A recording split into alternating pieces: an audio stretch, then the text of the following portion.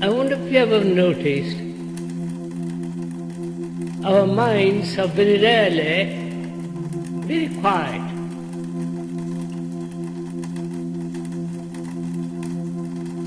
Silent.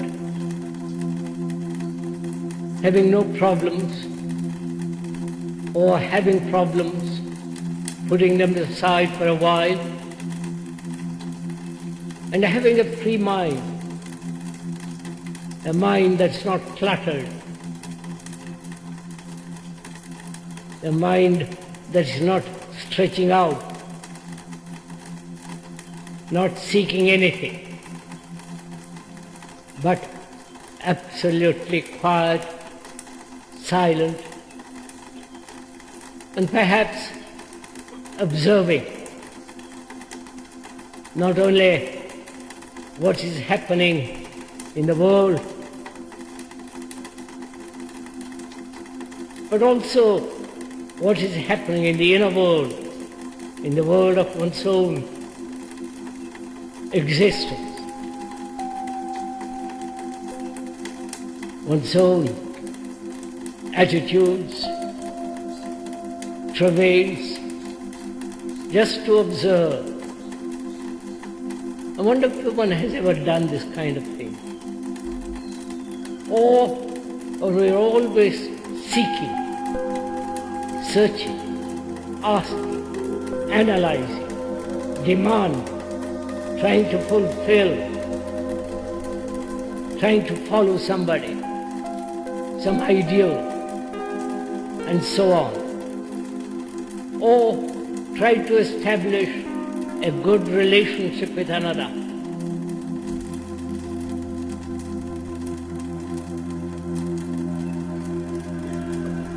I wonder why there is this constant struggle and strife and seeking.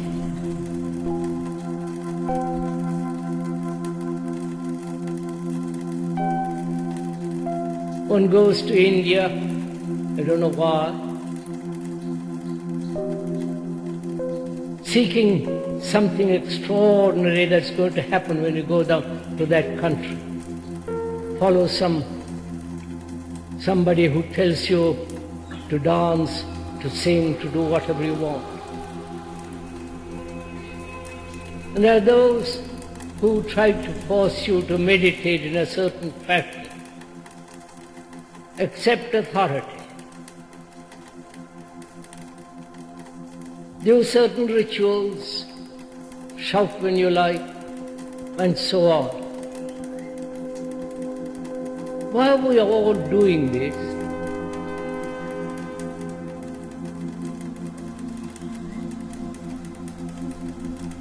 What is our everlasting thirst?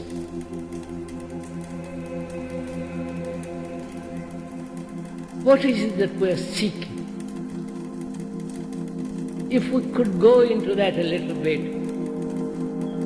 try to find out for ourselves what it is that we are longing, searching, seeking, trying to fulfill, trying to become something. Apart from the religious beliefs and dogmas and rituals, which fairly intelligent people have put all those aside, and not going to Tibet or to Japan or try to do Zen Buddhism and all the whole business of it, but remaining quietly at one's own home, or taking a solitary walk. Can one ask why there is this everlasting thirst? Could we go into that a little?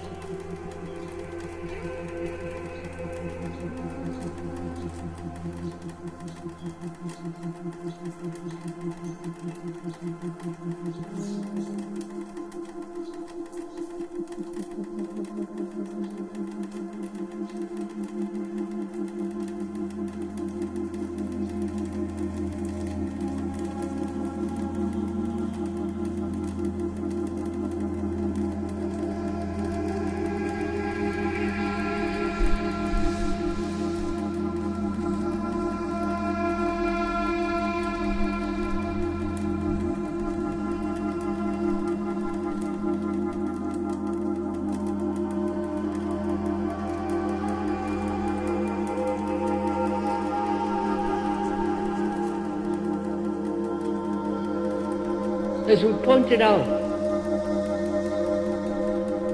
without intelligence, which we carefully went into, there cannot be love or compassion. They go together. Not the intelligence of books and cunning contrivance of thought, nor the intelligence of a very clever, subtle mind, but the intelligence that perceives directly what is not true and what is false, what is dangerous, and immediately lets it go. Such a quality of mind is intelligent. And if we could go into this morning, not only into what is it that we're all seeking, longing, and also perhaps as we go along, find out for ourselves what is the quality of a mind being all our senses, all our reactions, all our emotions and the capacity to think very clearly, all that is the mind, the essence of which is thought. And perhaps we could talk over together what is the nature of meditation, and if there is anything in life, in our daily existence, not only material activities and material possessions, money, sex, sensations, but also beyond all that, if there is something really sacred, not put together by thought,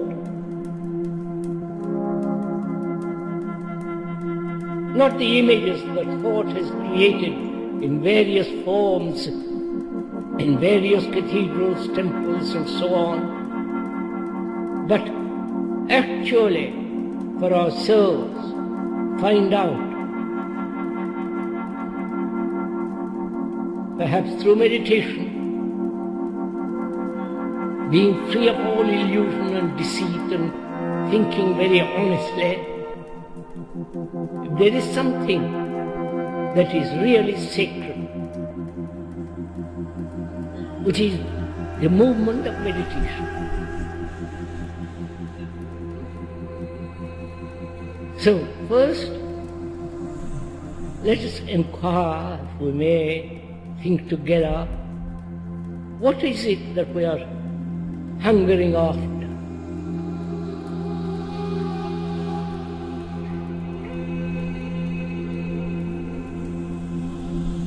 Most people have had various types and varieties of experiences. Not only sensual experiences, but incidents that have brought about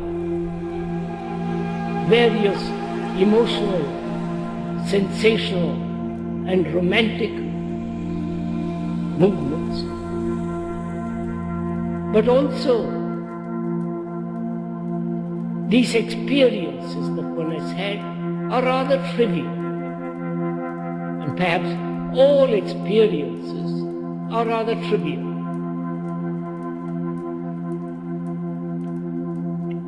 And when we begin to inquire what it is that we are all seeking, wanting, longing,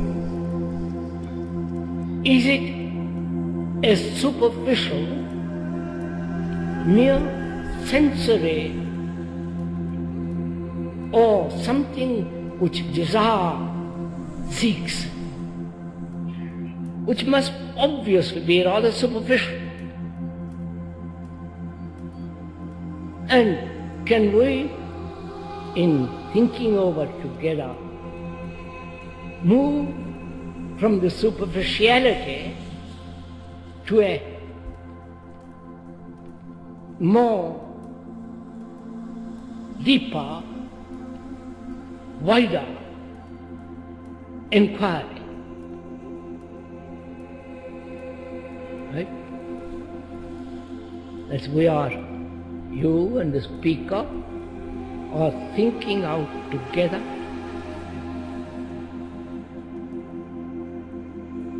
If all our longings are merely superficial, sensory demands, please, or is the longing, searching, the thirst for something far beyond all that? You understand my question?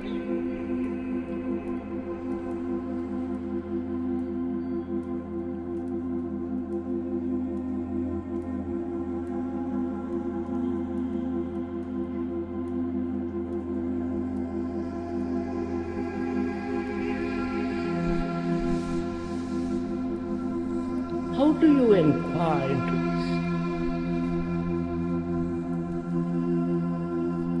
When you are put this question,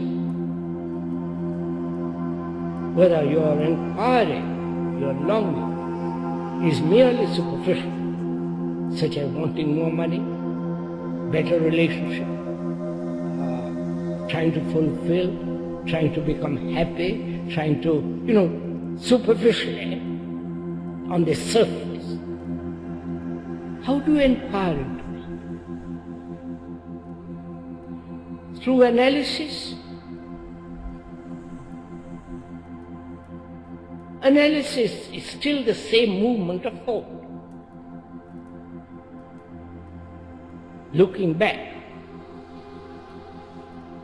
And analytically, thought examines itself, its accidents, its experiences, its examination will still be limited. Because thought is limited. That's clear. But that's the only instrument we have.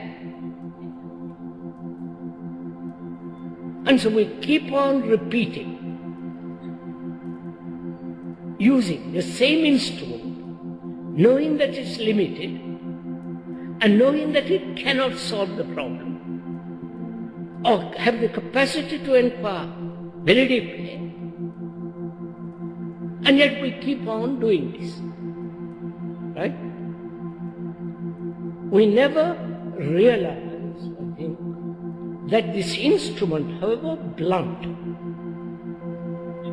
however used up, cannot solve the problem, and therefore put it aside. We don't seem to be capable of doing it. Why? Please inquire with me. You understand my question?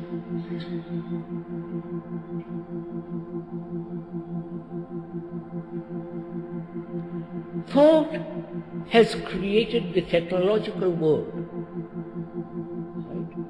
Thought has created all the divisions in the world. Thought has created not only national divisions, but religious divisions, ideological divisions, every form of divisions between two people. However much they may think they love each other, there is still this division. And thought is responsible for it, which is obvious. Would we accept that? That thought in its activity will inevitably, being limited, being the result of the past, must inevitably bring about a division and therefore limit it. Thought can never see the whole, right? Now can we ask, is such activity superficial? Or can thought, with its limitation, inquire more deeply? You followed him. You understood each other. Can we go on?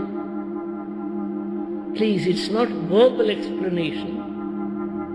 It's not that verbally we are clear, but rather together find out for ourselves what is the root of this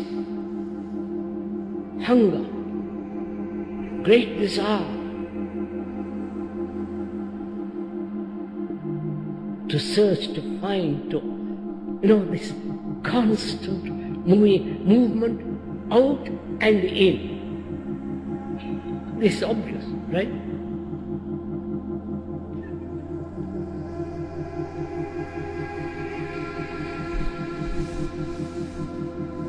Is observation, to observe,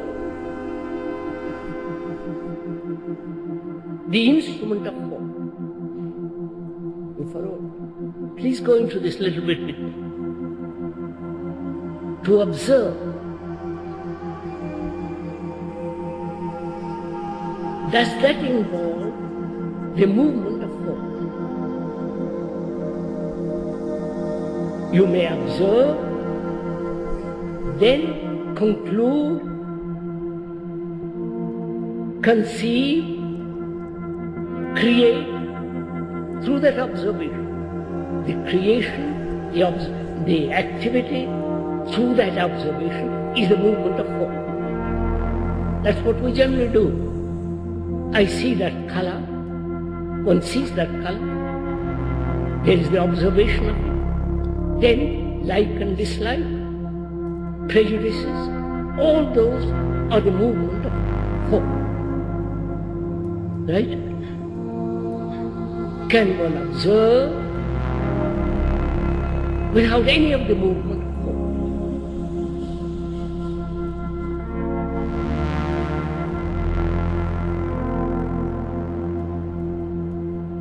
Does that require a kind of discipline?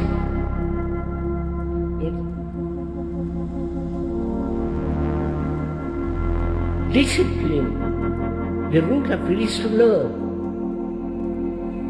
To learn, not to conform, not to imitate, not to make the mind dull, routine, all that, but to learn. Now, can one learn that the activity of observation without the thought creating the image out of that observation and acting according to that image? Right? Can one merely observe, which is to learn, to observe and to learn, or to be aware the movement of thought interfering with that observation? To learn.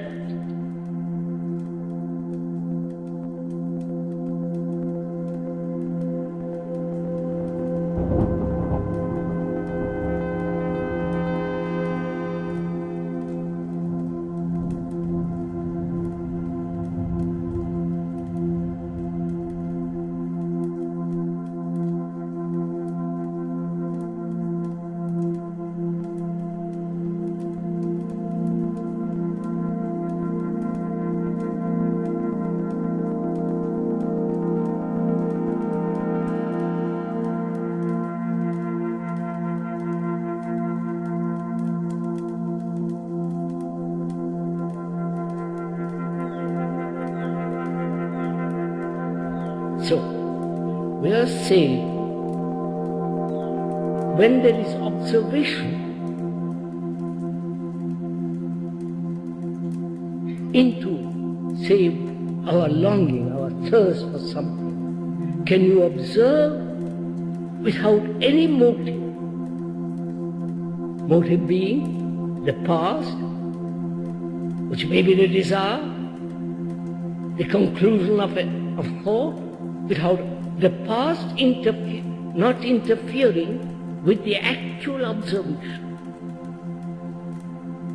Can we do that? That's to learn. This whole movement, the observation, the interference of thought, and what the result and the effect of all this movement, just to observe.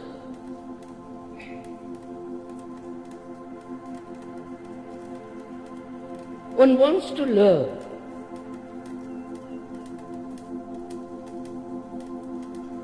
Learning is the accumulation of knowledge, generally, right? School, college, university, or learning about about relationship, and so on. Learning.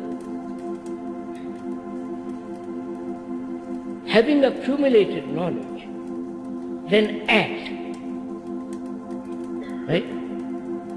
The purpose of learning is to accumulate knowledge, and from that act skillfully. Or you act and then learn, which is from action accumulate knowledge. You are following on this? So our action is always based on the accumulation of knowledge.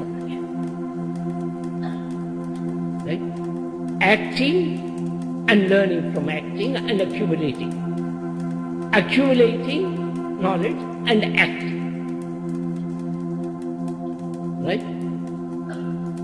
So our actions are always based upon the past, or the past projecting the future and acting according to the future. It is the same movement, modified, but it's still the same movement, right?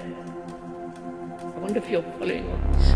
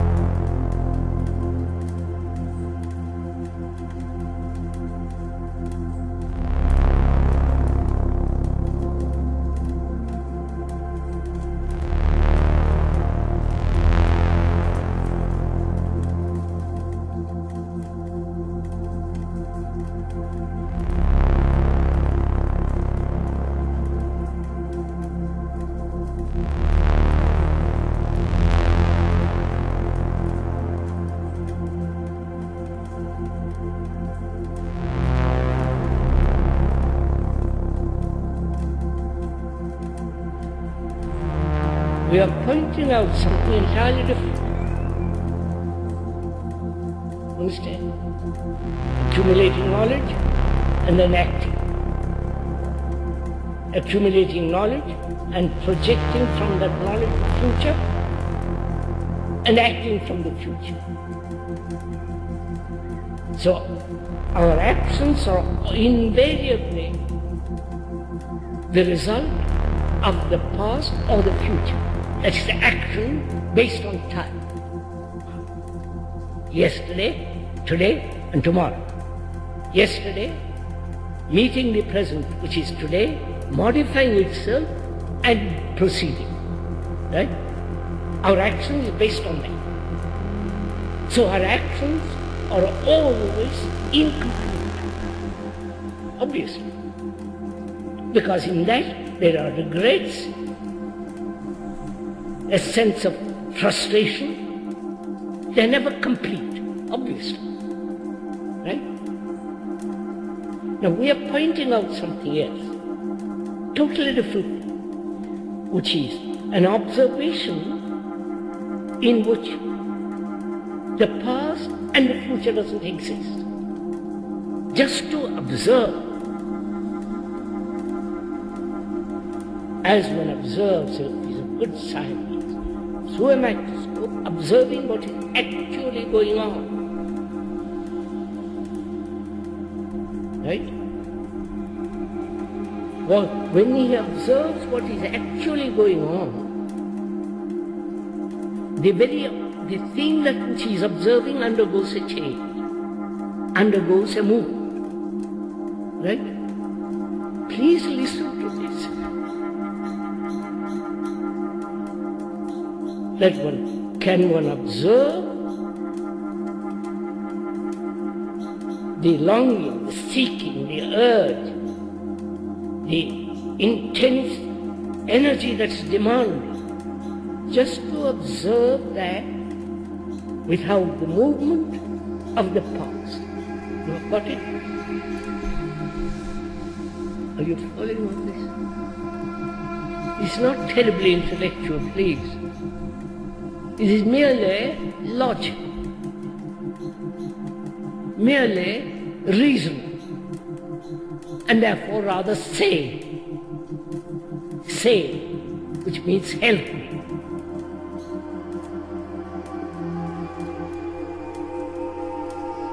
So can one do that? To observe our longing, what it is we want out of life.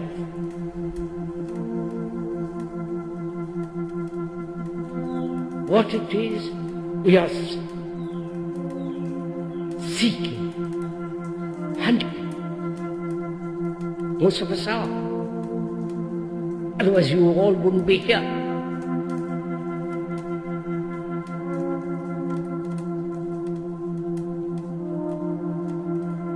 That is, please go into a little more. You read books, philosophy, psychology, doctorate in this and that, or so-called religious books. In those, they're always pointing out that there's something beyond. Parapsychology, you want more, something more and more, deeper and deeper and deeper. And having read those, one would say, perhaps there is. I'm going after it. And then one gets caught by the priests, by the gurus, by the latest fashion, and so on. Till you think you have found something which is satisfying, right? Which gives you, say, I'm perfectly happy, I don't have to seek anymore.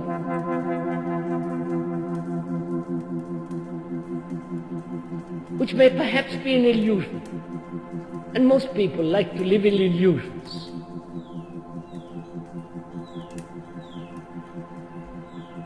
And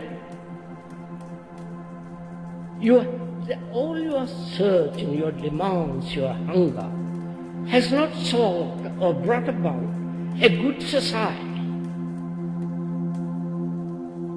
You understand? A good society. A society that is based on peace. There is no violence. There is no each one trying to fulfill his own ambitions, all the rest of the violence.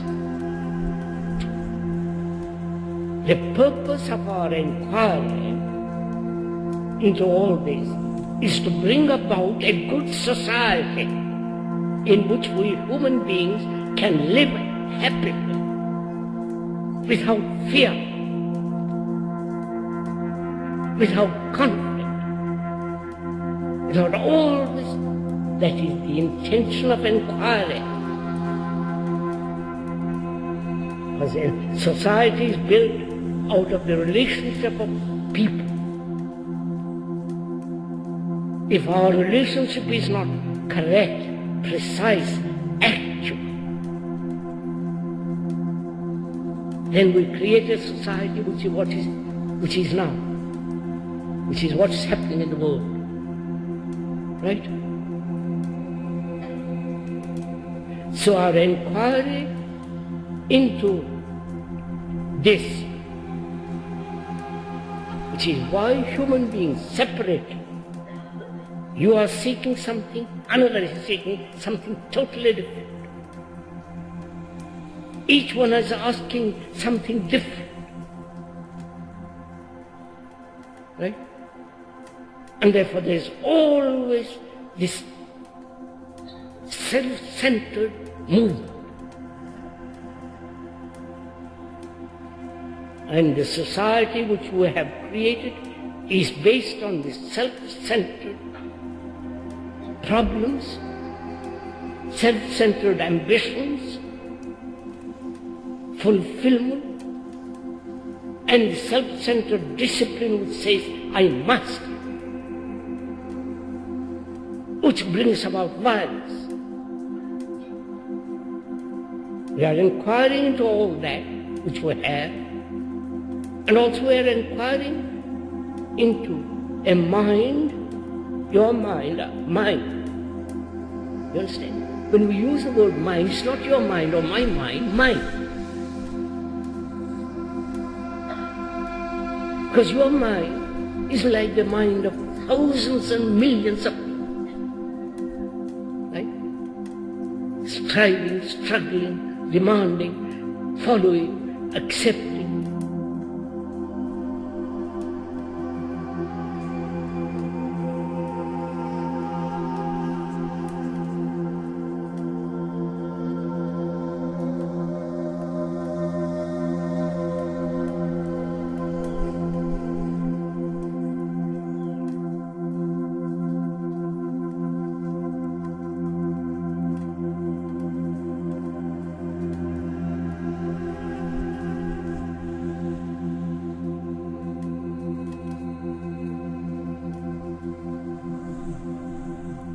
Obeying, idealizing, belonging to some religion, sorrow, pain, anxiety.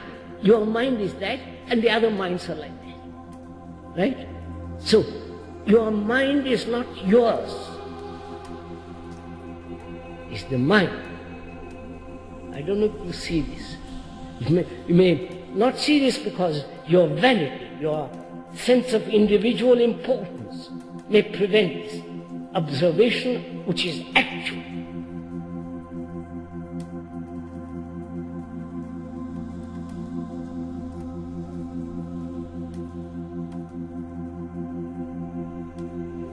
That's why, until we really understand this, that we human beings are so similar psychologically,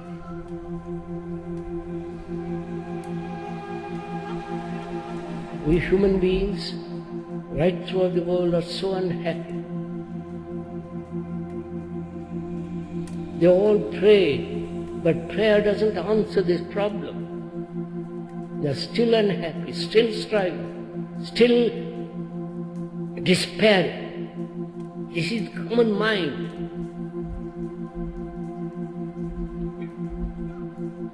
And so when we are inquiring into the human being, not me and you. We are human beings.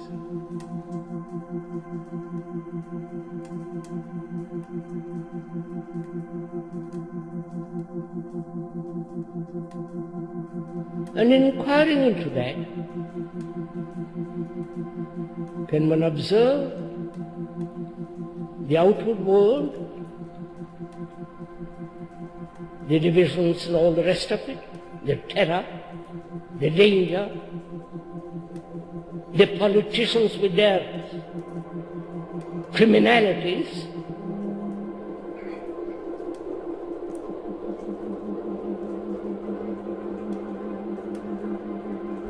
can we observe all that? Just to observe, not draw a conclusion. If we observe what is happening out there, and equally observe what is happening inwardly, then our actions are not your action and my action. I don't know if you follow this. Because we are then acting together. Do you understand? Because we have observed the same thing together.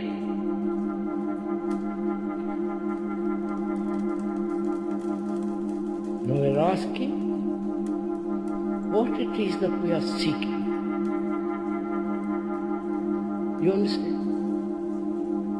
If you ask yourself, what is it you are seeking? Is it money?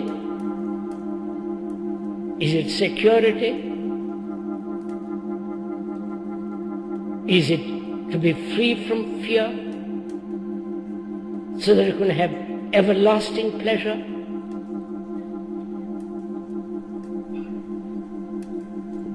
Is it that you are seeking to be free from the burden of sorrow? Not only your burden, but the world's burden of sorrow.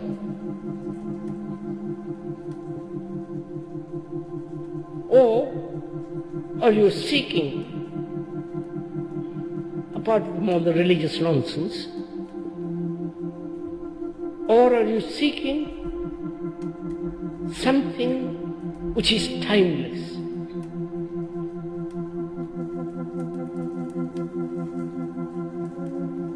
Something that thought has not touched at all.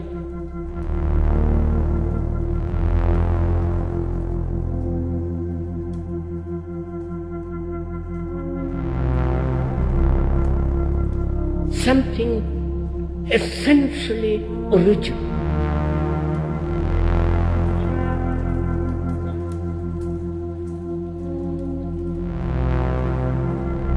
Something that is absolutely incorruptible.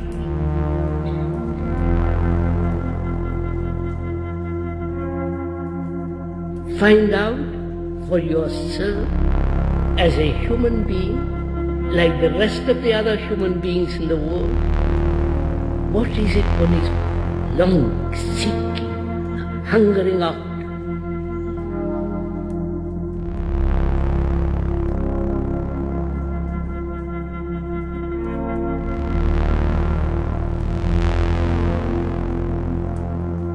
If one is wanting experience,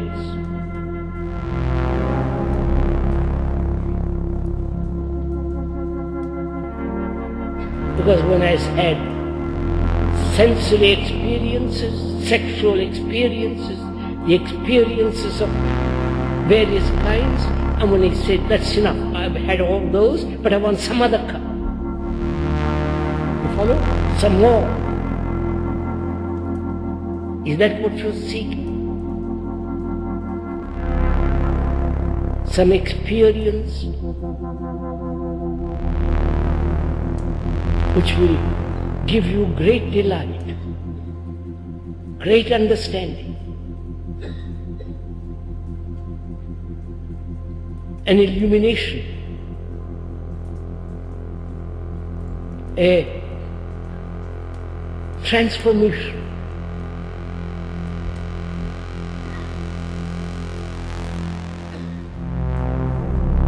How will you find out?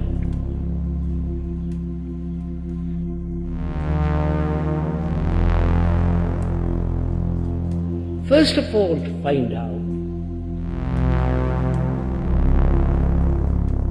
one must be free of all illusion, right? Which means terrible honesty, so that your mind doesn't deceive itself.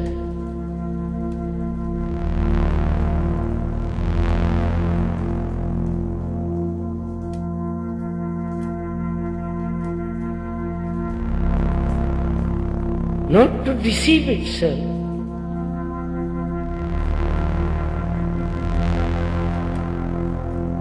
One must understand the whole nature of desire. Because it is desire that creates illusion.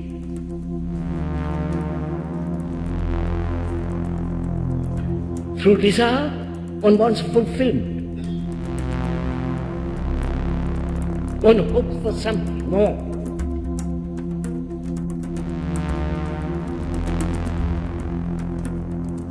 So, unless you comprehend the whole nature and structure of desire, it will inevitably create illusion.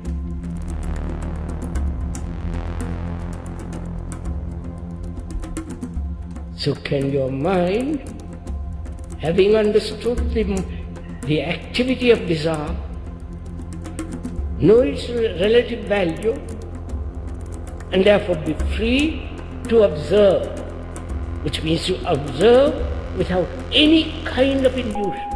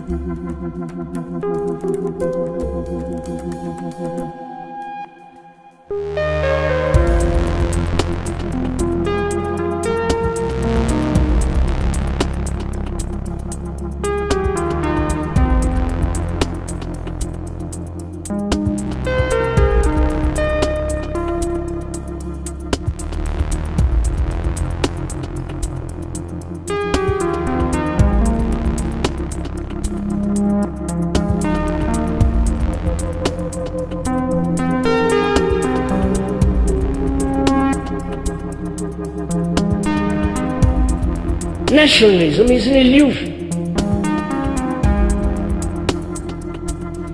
The illusions that thought has created is when aware of the illusions.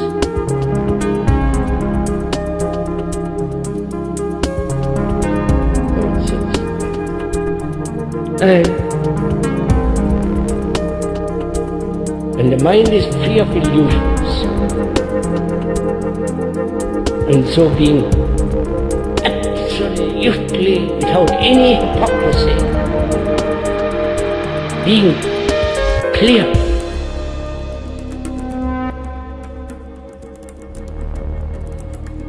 and you can begin to inquire into something, asking whether there's a timeless existence. You understand? A timeless truth.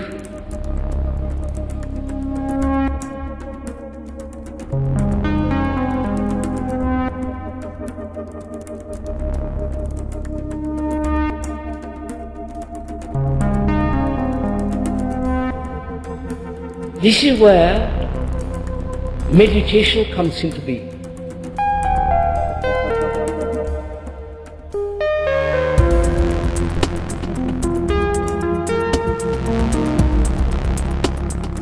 Transcendental meditation, Tibetan meditation, the Hindu meditation, the Buddhist meditation, the Zen meditation. Probably you have played with all those.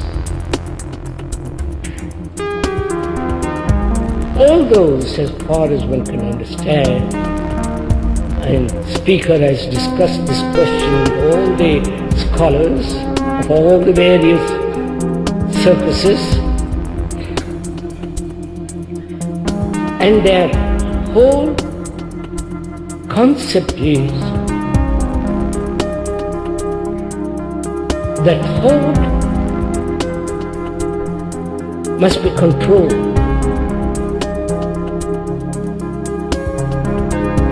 That one must have discipline. One must subjugate one's own feeling to something other than what is. Through awareness, through control, through constant alertness. You know all this, don't you? And repeat certain mantras, slogans. So what we are saying is, meditation has been accepted to be all this. Now, if you want to find out what is meditation, not just accept what somebody says, if you want to find out,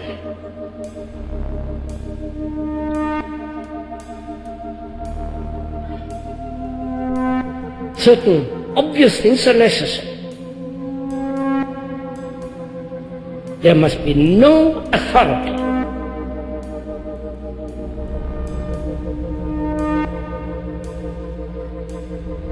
Then you depend on that. Right? Obviously. Therefore, you are struggling. You are imitating, conforming.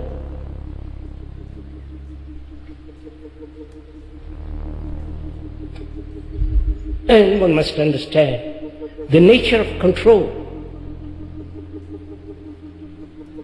Who is the controller? Are you interested in all this? Because it's your life, not my life.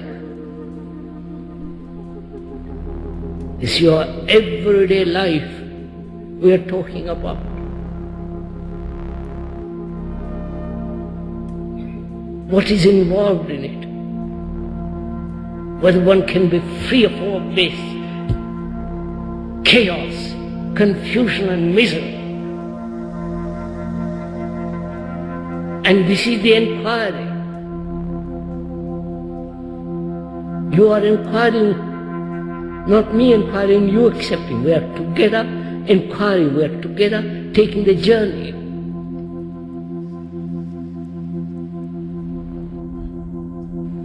So first, as we said, no authority, which means cease to be second-hand. You understand? We're all second-hand people.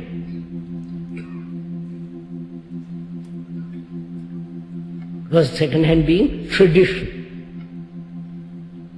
We never say, look, I put away all that, let me look.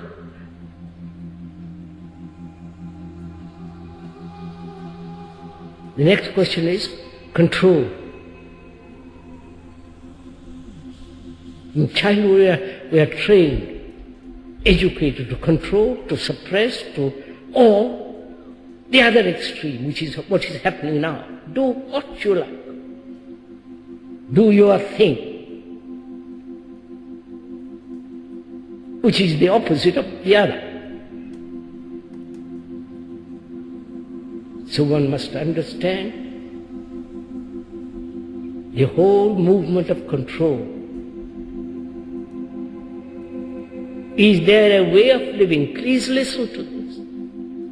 Is there a way of living without any form of control?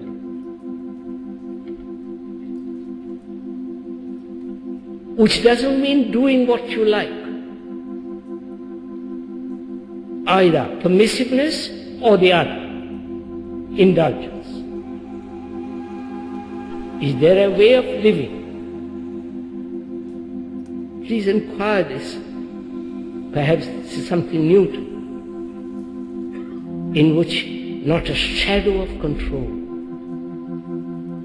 So to find that out, one has to ask, who is the controller? Right?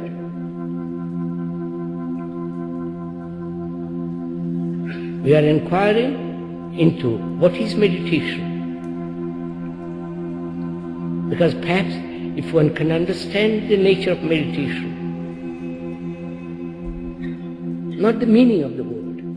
Meaning of the word is very simple, to ponder, to think over, to inquire and so on, so on. But apart from the word, to find out what is meditation. It may, in this inquiry, bring about a life which is extraordinarily sane, extraordinarily rational,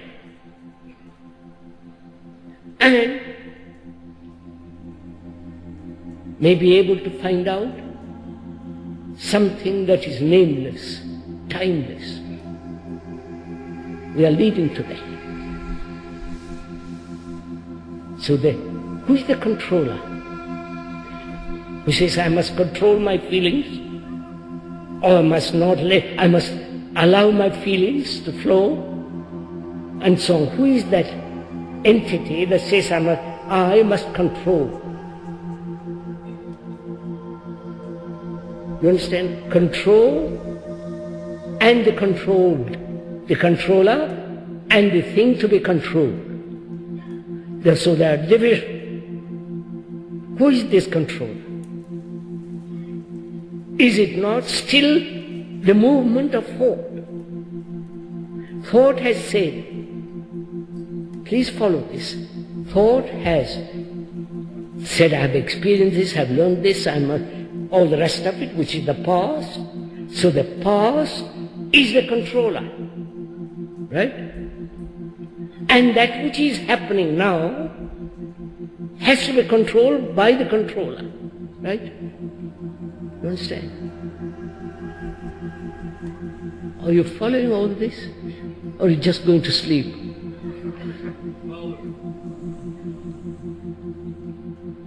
So the controller is the result of thought based upon knowledge, which is the past, and that thought says, I must control that which is happening now, right? The actual is being, say for example, envy or jealousy, which you all know. And thought says, I must control, I must analyze, I must suppress it or fulfill it. So there is a division, right? The division created by thought. Are you following? So, in this there is deception, right? The deception lies in the idea the controller is different from that which is to be controlled. Both are created by thought, right? So the controller is the controlled. I want to see this, right? So that there is no, if you really understand this, go into this very seriously for yourself, you will see that controller is unnecessary. Only observation is necessary. When you observe, there is no controller. Or the control, just observing. Observing your envy, say for example, envy, observe it.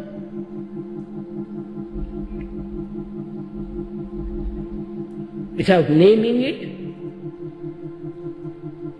without denying it or accepting it, just to see this sensation, this reaction which arises, which has been called envy, and to look at it without the word. You're following on this? Then, when there is no word, Because the word represents the past. You're following all that? And when you use the word envy, it strengthens the past.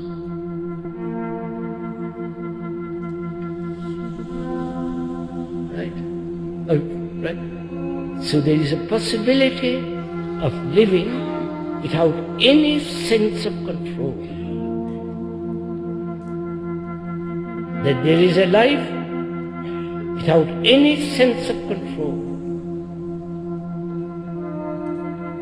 And therefore no sense of conflict, no sense of division.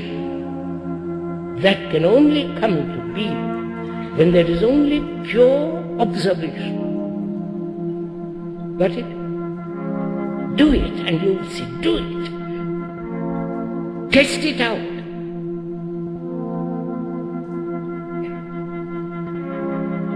When there is no conflict whatsoever,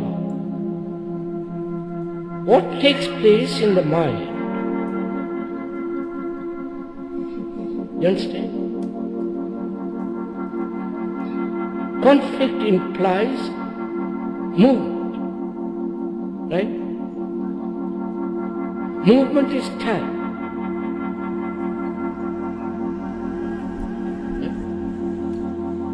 Time being from here to there, both physically and psychologically.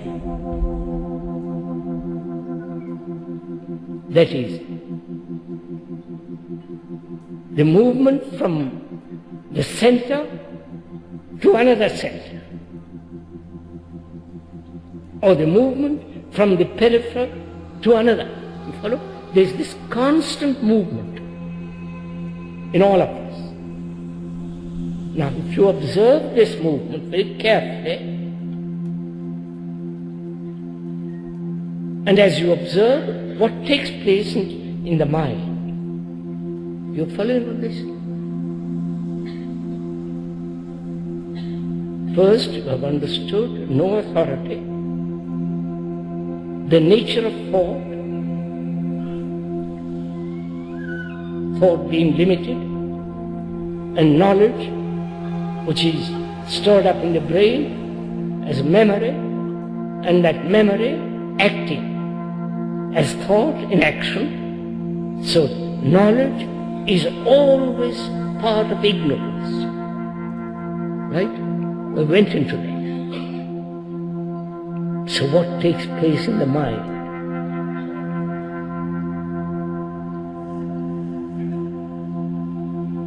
You understand, the mind, as we've gone into it, is not only